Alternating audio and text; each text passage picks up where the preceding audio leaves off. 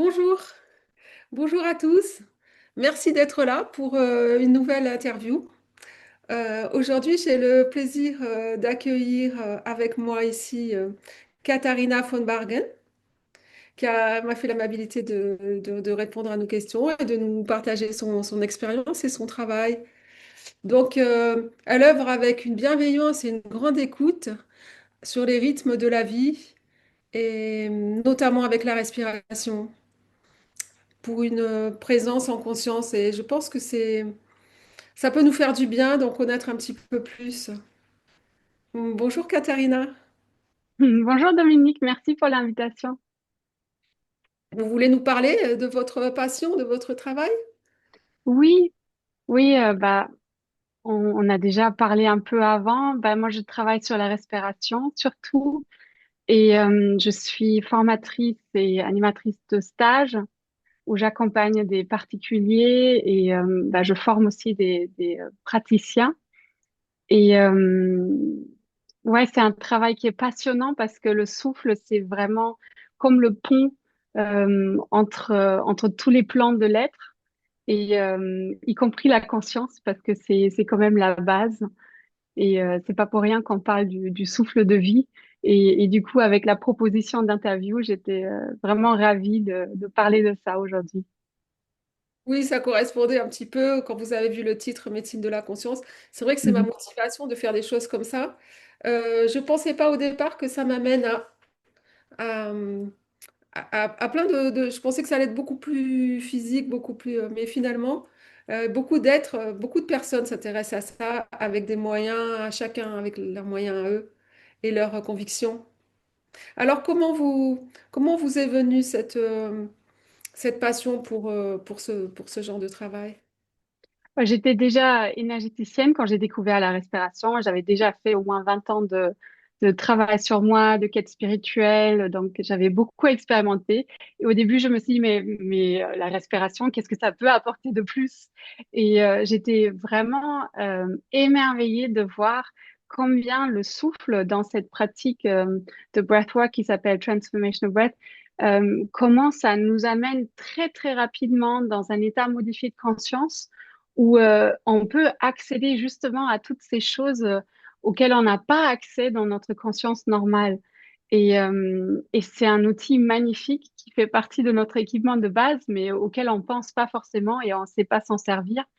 Et c'est magnifique d'accompagner avec ça et de voir ouais, comment ça ouvre notre espace intérieur, comment ça peut aider à défaire des nœuds, à libérer et à transformer des vies. Donc, c'est magnifique comme cheminement. Oui, ça peut être puissant.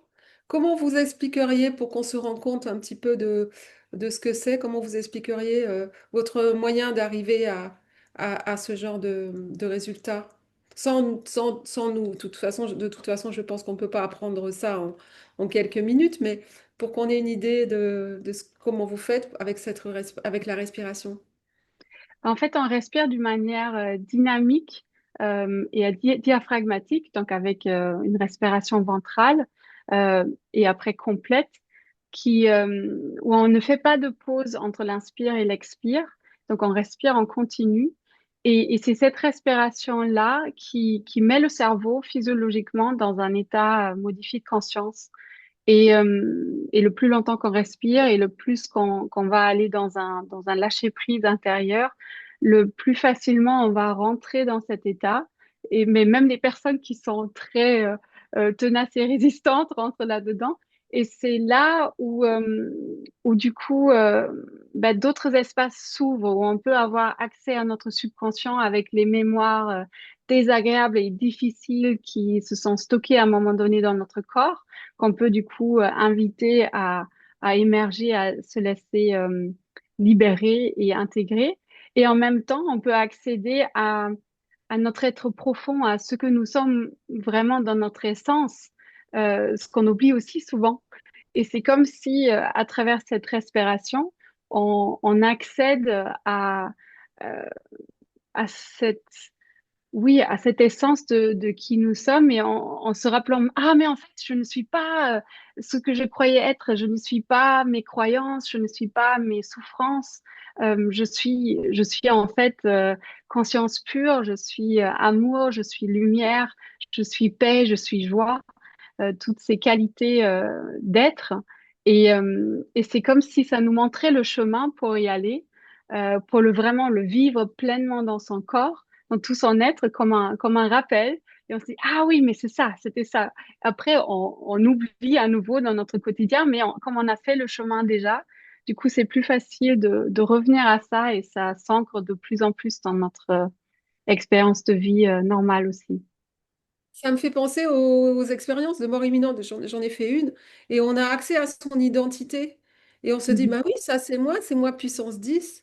Donc ça peut ressembler à ce genre de choses si c'est peut-être une sorte d'hypnose, une sorte de transe en fait.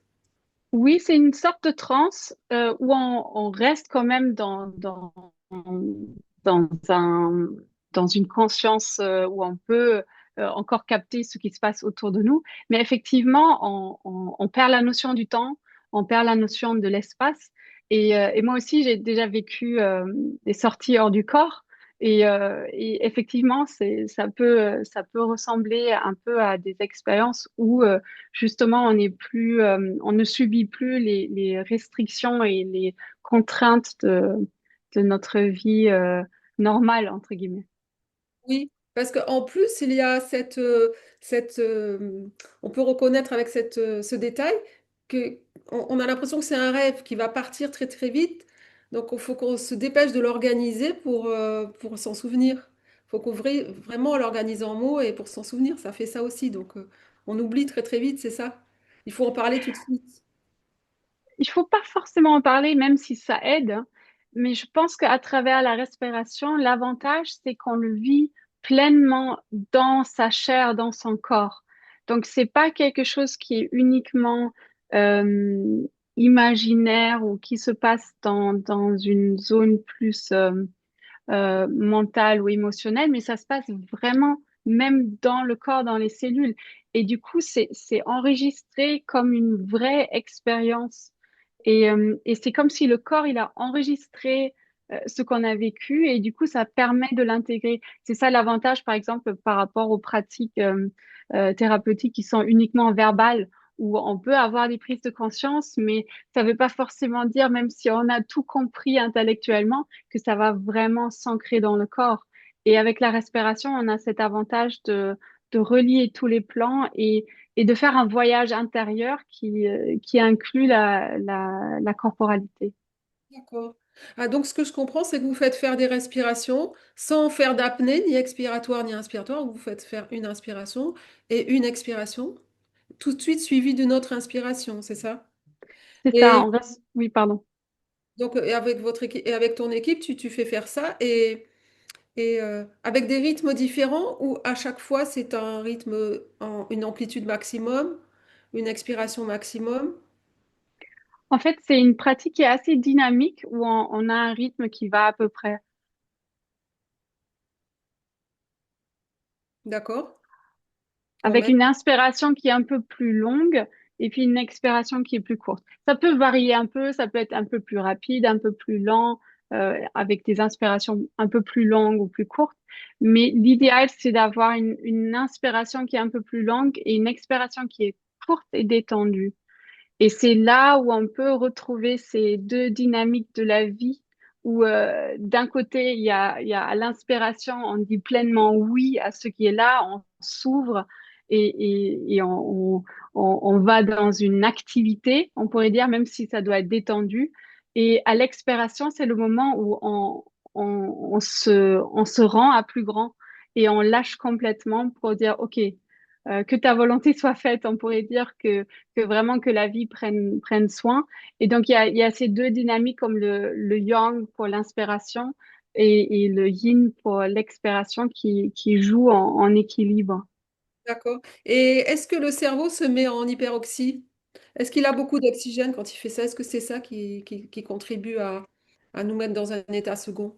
En fait, on rentre dans une légère hyperventilation, même si ce terme-là est souvent associé médicalement à l'anxiété. Ici, c'est différent parce qu'on est dans une respiration consciente et ancrée dans le bas-ventre, donc ça ne crée pas du tout de l'anxiété, mais c'est cette légère hyperventilation qui fait qu'on expulse un peu plus de CO2 et c'est ça qui contribue aussi à cet état modifié de conscience. Parce que lorsqu'on hyperventile parce qu'on est stressé, c'est une conséquence. C'est pas parce qu'on hyperventile qu'on est stressé. Au contraire, c'est pour nous soulager. Donc, ça va dans le même sens. Ouais, c'est ça. Et bien sûr, quand on respire de manière plus importante, on va oxygéner davantage le corps et d'où aussi les bienfaits qui peuvent se trouver aussi au niveau physiologique, tout simplement. D'accord. Et les personnes sont assises, allongées, elles sont en train de bouger, elles font du sport, elles font On le allongées. fait en général pour des séances complètes qui durent à peu près 1 heure. On fait ça allongé, mais on peut aussi respirer assis. On peut prendre différentes positions. Vaut mieux pas être debout ou marcher parce que ça va quand même donner un peu de vertige par moment. Les sensations sont plutôt intenses, donc du coup c'est mieux d'être allongé comme ça, on est en sécurité. Donc, tu travailles comme ça avec les gens allongés, avec des respirations guidées et avec un guidage des personnes en même temps quand tu fais les séances. Un guidage En fait, à la musique. oui, on est accompagné par la musique. Et puis, on a toute une équipe dans les stages, on a toute une équipe de facilitateurs et aussi en tant que praticien, quand on donne des séances individuelles, on est vraiment présent et on utilise aussi des acupressions. Par exemple, ça, c'est une grande différence par rapport à d'autres pratiques de breathwork. On a comme une cartographie du corps qui ressemble un tout petit peu aux méridiens qui sont liés à certains thèmes de notre vie. Et du coup, on va chercher des nœuds dans les muscles, on va appuyer dessus, on va mettre une acupression pour que ça puisse se dissoudre. Et comme ça, en fait, ces muscles qui se sont crispés au moment où on a vécu un stress ou quelque chose de difficile, c'est là où la respiration réagit tout de suite. Et donc, ces muscles-là, on va les chercher pour que la mémoire puisse partir et pour que ça puisse se détendre. Ouais. En mettant le point dessus, il est identifié par le corps de la personne et Mhm. ça Ben, fait. notre corps nous parle en fait, c'est vraiment passionnant parce que c'est comme si quand on apprend la cartographie et on regarde en fait, mais où est-ce que j'ai des tensions dans mon corps? C'est comme si on comprenait enfin le langage du corps et qui nous dit coucou, mais en fait là il y a un sujet à regarder et ça peut vraiment nous aider à libérer. Oui, ça a l'air très intéressant. Est-ce que tu as des exemples de bienfaits avec des témoignages? Des- Oui, bien sûr, bah, c'est toujours magique de voir comment ça peut transformer des vies. On le voit déjà dans les stages de base, quand les personnes arrivent, parfois on prend une photo avant et après, et c'est déjà magnifique de voir la lumière qui est sur le visage, etc. Mais au-delà de ça, on a beaucoup de témoignages, bah, déjà sur le plan physique, ça peut très souvent ça rééquilibre par exemple des tensions artérielles, ça peut arriver. On a eu des cas d'hyperthyroïdie où les personnes ont pu réduire le dosage de leurs médicaments. Donc, il y a plein de choses, en fait, mais bien sûr, tout ça dans le cadre médical officiel parce qu'on n'est pas des professionnels de santé. Mais il y a plein de choses qui peuvent arriver. Et aussi au niveau émotionnel, c'est vraiment magnifique de voir les libérations qui se font. Et même au niveau spirituel, au niveau de la conscience, ça peut créer de telles ouvertures et de reconnexion à soi dans sa profondeur. C'est absolument magnifique. Bien sûr, et sans être professionnel de santé, si tu mets l'accès à la conscience de la personne, c'est la personne qui s'auto-soigne et on n'a pas à se cacher de ça. Si la personne s'auto-soigne, on va pas le cacher. On va pas Non, se... bien sûr, on le cache pas. C'est juste, nous, on va Oui, tu peux pas. pas se fier à quelqu'un et à des médicaments, bien sûr. On peut pas dire je suis médecin, mais Il y a des En fait, personnes qui on doivent... constate tout simplement, on constate, on a beaucoup de témoignages qui constatent effectivement une amélioration des choses même physiques dans la matière et du coup, on en est ravi. Mais voilà, on peut pas prévoir ça. C'est la vie qui s'en charge. Et Prévoir, prescrire, vous pouvez pas, c'est sûr, mais non. voilà, Et il y a puis des... après, quand il y a des changements dans la médication, c'est pas nous qui décidons ça. Donc, c'est très clair. c'est clair, de toute façon, on parle de la conscience, on parle pas... Ouais, c'est ça. C'est vrai que la conscience a aussi un impact sur la matière, donc eh bien, c'est tout bienvenu, tout ça. Ah oui, pour moi, c'est Peu une d'impact. évidence. C'est une évidence. J'ai même eu, dernièrement, j'ai eu quelque chose de magnifique qui m'est arrivé où j'ai vraiment vu combien, même quand il y a quelque chose qui est déjà installé dans la matière, comment ça peut changer juste avec le regard intérieur qu'on peut porter sur les choses, hein. Moi, j'ai De vécu... guérison, tout ça. Pardon? Une expérience de guérison à nous partager? Oui, tout à fait. Là, c'est pas forcément en lien avec la respiration, mais c'est tellement en lien avec le thème que tu proposes dans ton podcast. Donc, je veux bien partager là-dessus parce que moi, ça m'a tellement touchée. Donc, j'ai vécu, bah, je pense que c'était il y a 2, 3 mois à peu près. J'ai découvert d'avoir une boule dans mon sein gauche qui avait à peu près cette taille-là. Et ma toute première réaction, c'était: Oh, mais coucou toi, mais qu'est-ce que tu fais là? Donc, il y avait une réaction vraiment d'amour et de bienveillance vis-à-vis de cette boule parce que bah, comme je travaille beaucoup avec le corps et avec les signes qu'il envoie, je me suis dit, bah, si tu viens, bah, tu viens pour une raison. Qu'est-ce que tu veux me dire? Et j'étais vraiment à l'écoute de ça et je me suis connectée à cette boule et j'ai senti, ah ouais, c'est comme un thème de l'amour pour moi-même que je dois m'apporter davantage. Donc c'était très doux en fait. Et parce que moi, je peux donner beaucoup d'amour à l'extérieur, mais bah, comme beaucoup de personnes en fait, on peut facilement s'oublier soi.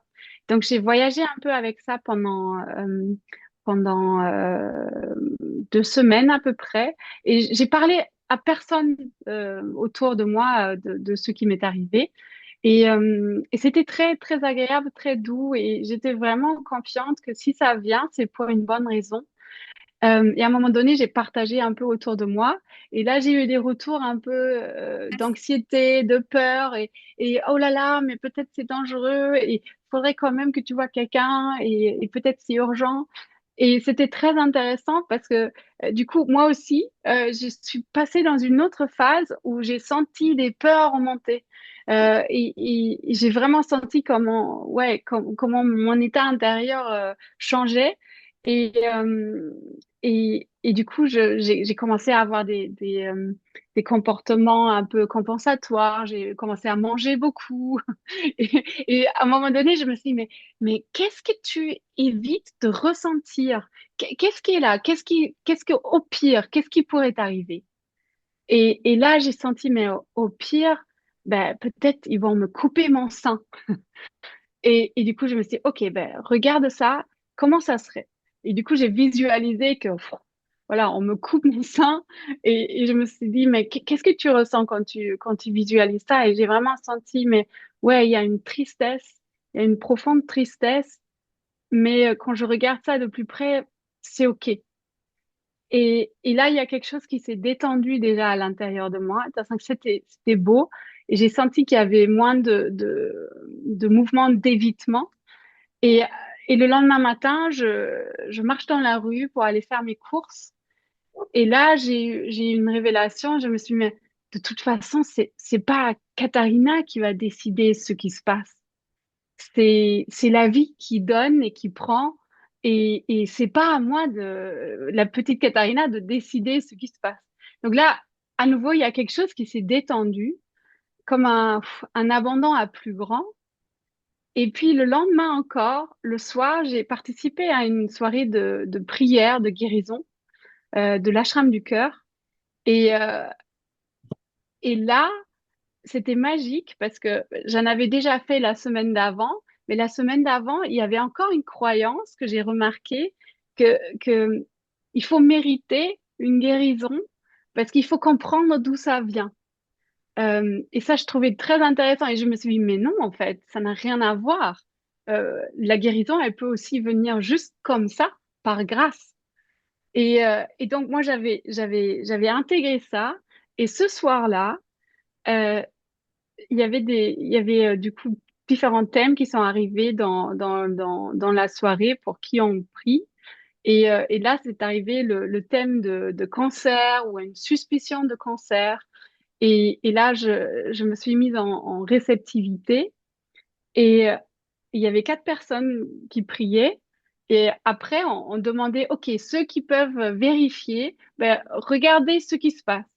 Et moi, je touche mon sein et je ne trouve plus je ne retrouve plus la boule. Ou après, un tout petit peu. Donc, elle était, je pense qu'il y avait 20% qui restait peut-être. Donc c'était D'accord. absolument magique. Donc elle avait disparu. Donc moi j'étais hyper touchée. J'ai partagé dans la séance Zoom et pendant la nuit j'étais vraiment, je sentais comment j'étais touchée par la grâce et que c'était vraiment juste un cadeau qui est tombé du ciel. Et j'ai réalisé ben, combien c'est une question de foi et d'ouvrir notre champ de conscience, de vraiment comprendre que tout est possible à tout moment. Et ça ne veut pas dire que ça arrive toujours, hein, parce que moi, par exemple, j'ai eu 5 ans de grandes complications de santé et c'était parfait aussi. Donc ça s'est pas résolu tout de suite. Mais le fait d'ouvrir le champ de conscience, de voir, OK, c'est possible, ça donne, ça rend le miracle possible. Et ce qui était vraiment génial, juste pour finir, c'était le lendemain matin, je me réveille, l'ambiance était complètement différente, et là je me suis dit, ah, mais peut-être c'était qu'un rêve, peut-être c'est pas vrai du tout. Et je touche mon sein Tu avais et la fumé? boule, et la boule est à nouveau là à 100%. Et là je me suis dit, ah, mais attends. Intéressant. Et là, je me suis dit, non, non, non, non, non. Ça, c'est juste un test pour voir si j'y crois vraiment. Et là, j'ai écouté ce que moi, je me suis... Parce que pendant la nuit, j'avais fait des audios où je me suis enregistrée avec toutes mes prises de conscience. J'ai réécouté ça et je me suis dit, non, non, non, c'était vrai. Et du coup, je touche à nouveau mon sein et la boule avait à nouveau disparu euh, jusqu'à 20% qui restait. Et pendant une semaine, ça a fait des allers-retours comme pour regarder, comme pour tester. Alors, tu y crois ou tu y crois pas? Et c'était Ça y est, c'est super parce que parti, non? Ouais, même quand, pardon, même c'est parti. quand j'ai senti que la boule était à nouveau là, je me suis dit, non, en fait, c'est juste un test et c'est OK. Et au bout d'une semaine, la boule avait complètement disparu. Et à un moment donné, un mois plus tard, je suis allée quand même chez la sage-femme qui m'avait examinée avant et elle avait confirmé que c'était parti et elle a dit effectivement, il y a des choses qu'on ne peut pas expliquer normalement. Alors, tu me fais penser à un livre qu'a écrit un collègue ostéopathe, Bruno Repetto. Il avait écrit un livre, Bienheureuse maladie. Alors, sans souhaiter que les gens aient des maladies, il dit dans son livre que la maladie, c'est le moindre mal que le corps choisit pour te dire ce qu'il a à te dire, ce que le mal Mhm. veut te dire, le mal a dit. Et ça me fait penser à ce que tu dis parce que tu l'as écouté, euh, tu l'as, tu l'as prise en considération, tu t'en es occupé, tu as donné de l'amour, etc. Ça me fait penser à ce livre-là, il parle des mémoires émotionnelles, etc. Tout à fait. Et ça, on voit aussi dans la respiration, c'est vraiment le corps qui nous parle. Et ici, c'est aller encore un peu au-delà parce que c'était vraiment cette connexion à la grâce qui peut nous tomber dessus à n'importe quel moment et de voir, en fait, tout est possible. Faut garder Et confiance, faut garder confiance et faire attention à ne pas avoir peur parce que quand on a peur, on réagit plus du tout comme ça. Tu as vu, tu t'étais laissé emporter. c'est ça, c'est ça. Et c'est normal aussi, hein, c'est humain. Et d'ailleurs, c'est pas, il n'y a pas mieux, il n'y a pas une manière de faire qui est meilleure que l'autre. Et Que ce soit tout est OK et tout est accueilli. Mais juste savoir que, en fait, c'est possible. Et c'est pour ça que ça me tient à cœur d'en témoigner parce que ça peut donner un exemple concret comment ça peut disparaître. Et et ce ça qui est me donne aussi de l'espoir pour plein d'autres situations où parfois on se dit, mais en fait, il y a pas d'issue. On abandonne tout espoir parce que ça a l'air euh, tellement gravé dans le marbre, tellement immuable comme problématique parce que c'est déjà dans la matière et on se dit, OK, il y a plus rien qu'on peut faire. Et c'est là et moi, je trouve que c'est hyper utile de savoir, en fait, même si ça a l'air euh, irrésoluble, il y a toujours un miracle et une grâce qui peut arriver. Oui, oui. Et ne pas se laisser submerger par la peur. Parce que Mhm, comme tu l'as dit, même lorsque tu t'es mis en situation de, je te dis ça parce que par rapport, en situation de malade, comme si on allait t'enlever le sein, situation extrême, eh bien à partir du moment où tu as pu voir le pire qui pourrait arriver, eh bien tu as lâché la peur. mhm, Tu c'est mis ça. au-dessus de ton corps et ta conscience s'est dit, bon bah si c'est ça, maintenant je sais, parce qu'on a plus peur de l'inconnu que du connu si tu connais ce qui peut t'arriver. Tout à fait. Et pour moi, c'est vraiment la clé pour quasiment tout ou pour tout. C'est pour moi de dire pleinement oui à ce qui est là, ici et maintenant. Que ça soit quelque chose dans le corps, que ça soit une peur, que ça soit une rage, une colère, une tristesse, que ça soit les circonstances extérieures, c'est vraiment en disant oui à ce qui est que non seulement ça peut se détendre à l'intérieur de soi, mais ça nous ouvre aussi le champ de vision pour aussi trouver des clés pour répondre à la situation qui est là. Ça ne veut pas dire qu'on va rester, on va tout accepter, mais ça veut dire qu'on n'est plus en lutte par rapport à la réalité qui est là. Et Est-ce du que coup, on peut être dans la co-création et dans quelque chose de plus juste par rapport à ce qui se passe. Et oui, et puis logiquement, la lutte entraîne une réaction, et la Mhm, réaction, c'est une action inverse à ce qu'on veut faire, donc finalement, ça renforce le mal, en fait, souvent. Enfin, c'est ça. psychologique, mais bon.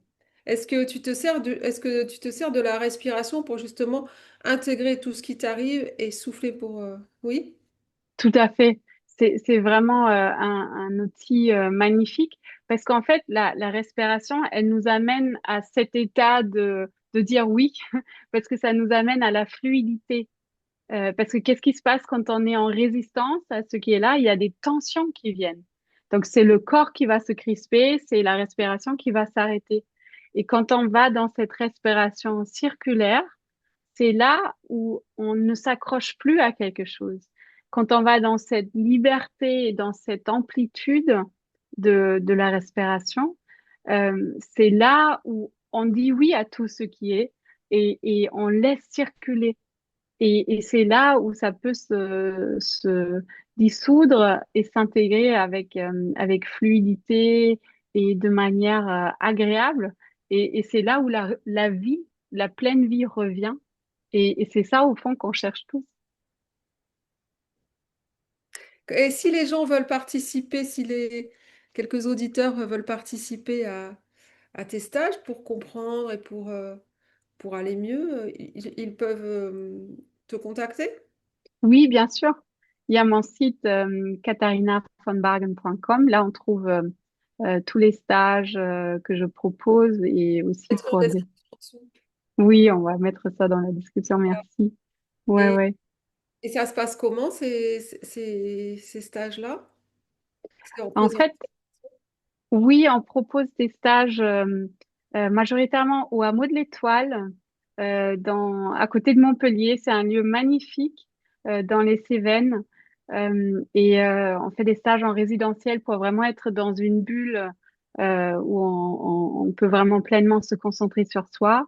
On fait surtout des stages d'immersion d'une semaine où vraiment là, quand on a des gros dossiers qu'on veut regarder, là, c'est un cadre propice à vraiment changer des choses en profondeur et dire pleinement oui à la vie en soi.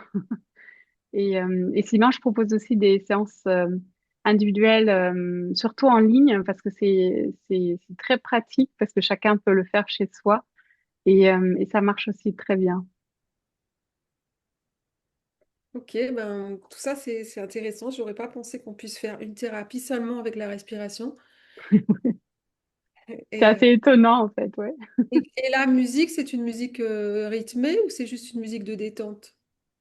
En fait, il y a deux phases dans les séances de respiration, ou même trois, on pourrait dire, parce que souvent, on commence avant la séance de respiration avec de la danse, où on va mettre la respiration déjà en mouvement, et c'est un moment très joyeux. Ensuite, on s'allonge et on respire de manière assez dynamique, avec une musique, oui, plutôt rythmée qui nous accompagne. Et après cette phase où bah, on appuie aussi sur les différentes acupressions, sur les points, on utilise aussi du son, du mouvement pour libérer certaines choses. Et ensuite, quand on sent que ah là on a fait comme une grande vague où on a traversé des choses dans notre voyage intérieur, là on va arriver dans la phase d'intégration qui est douce. Donc là, il y a une musique très méditative qui vient, on met une petite couverture et c'est le moment de détente et de recevoir. Et c'est là où on a souvent, en tout cas beaucoup de personnes ont des visions, on peut recevoir des inspirations, parfois il y a des personnes qui nous rendent visite ou parfois c'est des anges ou des personnes qui nous sont chères. Où on se sent dans un état de béatitude, de bien-être profond. Et voilà. Et après, on n'a pas envie de revenir après parce qu'on est tellement bien dans cet état. Sûr, on peut pas rester toute la vie comme ça. Non, c'est ça.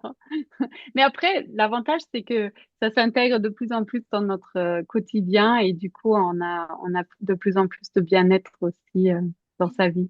Si on l'a vécu, on peut arriver à le rechercher, à se dire, Ben, l'idée, c'est de devenir autonome dans sa pratique. voilà, Donc, nos stages, c'est pour vraiment apprendre soi-même à s'auto-faciliter et avoir cet outil qu'on peut utiliser tous les jours, un peu comme une hygiène de vie, comme on sort les poubelles régulièrement, on va aussi prendre soin de son intérieur et se faire du bien avec ça. une dernière petite question. Est-ce que l'expiration, justement, c'est la poubelle? Est-ce que c'est mettre les choses dans la poubelle? Ouais, disons, la poubelle, c'est un... En fait, moi, je l'ai dit moi-même, mais en fait, c'est plutôt, moi je dirais plutôt, c'est pour embrasser pleinement les parts de nous comme des enfants qu'on a un peu délaissés, qu'on a mis un peu de côté, des enfants intérieurs, et on va leur dire, viens, mais qu'est-ce que tu as à me dire? Donc c'est pas, on va pas les mettre à la poubelle, mais on va dire, viens, ici tu as un espace où tu es écouté, entendu, où tu peux t'exprimer et tu es compris. Et ça se fait dans tout le processus d'inspiration et d'expiration. C'est pas forcément lié à l'expiration, c'est vraiment l'expiration est liée à ce lâcher prise où justement on laisse faire. Eh ben, merci pour ce partage, Katharina. C'est très intéressant. On a envie d'en entendre plus, d'en voir surtout. Tu avais quelque chose à rajouter par rapport à ce que tu voulais nous dire sur... Bah, retenant que tout est possible et que c'est en se détendant et en allant dans quelque chose de fluide et ouvert que ça va être plus simple, la vie. en blocage, en évitant les obstacles et les Ouais, tensions. bah, parce que les obstacles font partie du chemin, c'est ça l'aventure de notre vie. Mais comment on navigue avec, comment est notre relation à ça, c'est ça qui va déterminer comment on vit notre expérience. Eh oui. Hmm. Bon, sur ces belles paroles, Hmm. Bah, un grand merci Dominique, merci pour l'invitation. Katharina, ça m'a vraiment beaucoup intéressée. Et je mettrai les liens en description pour si les gens veulent avoir plus de détails et poursuivre leur découverte. Hmm. Merci Merci d'avoir beaucoup. Merci d'avoir été là tous et à bientôt pour une autre aventure.